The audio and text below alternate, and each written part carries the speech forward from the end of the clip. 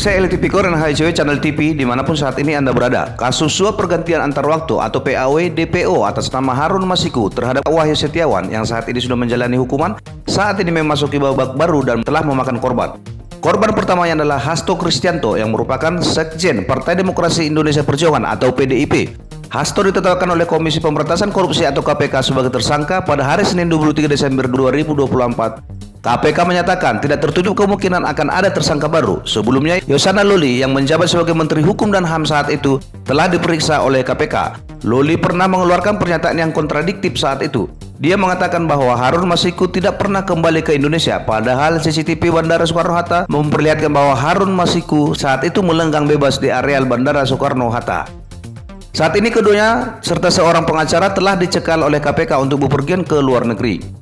Hasto disangkakan turut melakukan suap dan merintangi penyelidikan atau obstruction of justice atau OOJ kasus suap Harun Masiku dengan menyuruh Harun Masiku untuk menenggelamkan HP ke dalam air dan melarikan diri.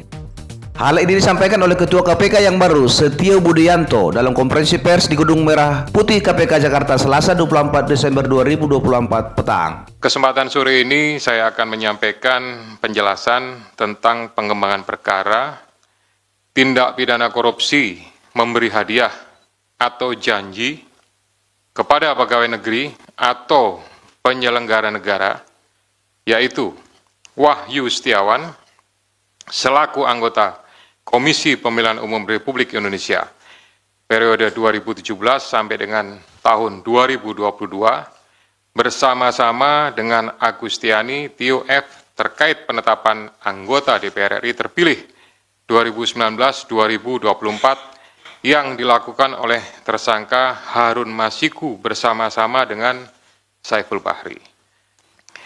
Penyidik menemukan adanya bukti keterlibatan saudara HK yang bersangkutan selaku Sekjen PDI Perjuangan dan saudara DTI selaku orang kepercayaan saudara HK dalam perkara dimaksud.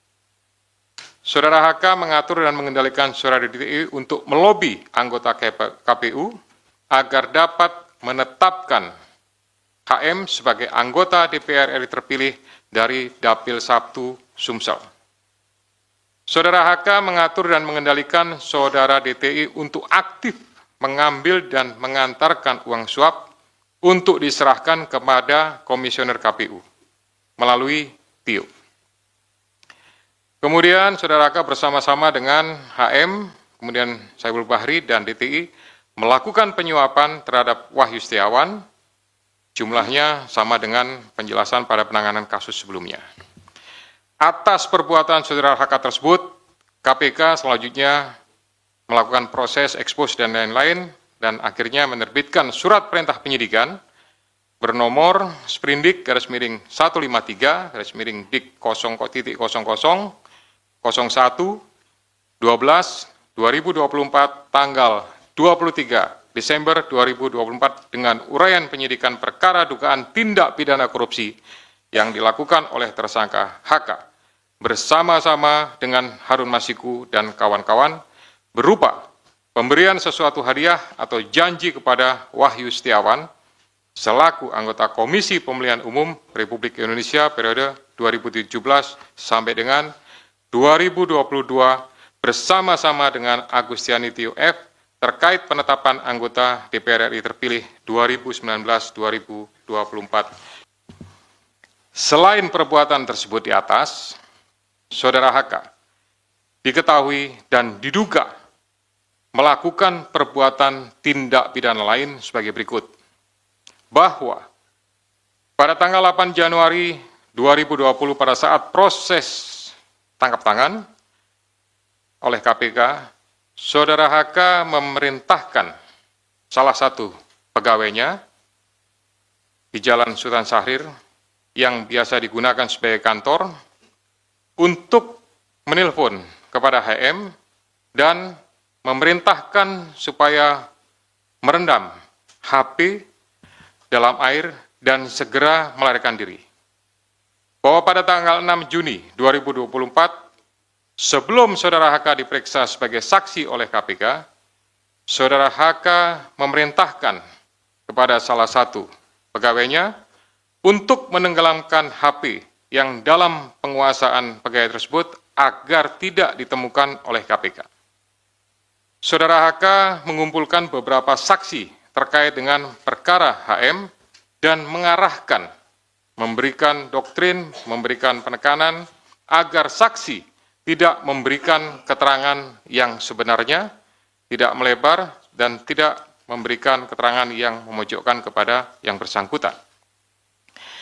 Atas perbuatan saudara HK tersebut, KPK mengeluarkan surat perintah penyidikan nomor Sprindik 152 Dik 0001/12/2024 tanggal 23 Desember 2024 dengan uraian penyidikan perkara dugaan tindak pidana korupsi yang dilakukan oleh tersangka HK dan kawan-kawan, yaitu dengan sengaja mencegah, merintangi, atau menggagalkan secara langsung atau tidak langsung penyidikan perkara dugaan tindak pidana korupsi terkait penetapan anggota DPR RI terpilih 2019-2024 yang dilakukan oleh tersangka HM bersama-sama dengan Saiful Bahri berupa pemberian sesuatu hadiah atau janji kepada pegawai negeri atau penyelenggara negara, yaitu Wahyu Setiawan selaku anggota Komisi Pemilihan Umum Republik Indonesia periode 2017-2022.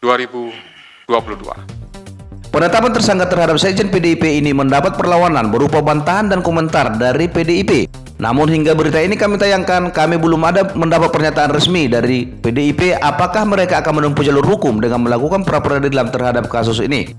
Sebelumnya, Ketua PDIP Megawati Soekarno Putri juga pernah mengatakan bahwa dia akan mendatangi KPK kalau KPK mentersangkakan sekjennya. Sejauh ini perlawanan tersebut belum terpantau publik. Malah saat ini foto-foto Kristianto sebagai sekjen PDIP tidak terlihat lagi di website PDIP.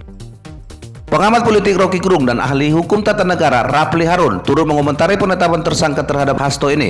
Menurut Rocky, hal ini merupakan wujud balas dendam dari Presiden ke-7 Republik Indonesia, yaitu Joko Widodo. Menurutnya hal ini adalah pemerasan politik karena semua orang tahu bahwa sudah sejak lama Jokowi tidak suka kepada Megawati Soekarno Putri karena Megawati menghambat ambisi Jokowi untuk memperpanjang kekuasaan untuk 3 periode.